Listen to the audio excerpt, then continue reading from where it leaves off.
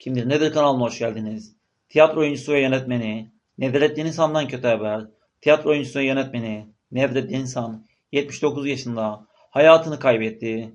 Ölüm haberini Film Vakfı sosyal medya hesabından duyurdu.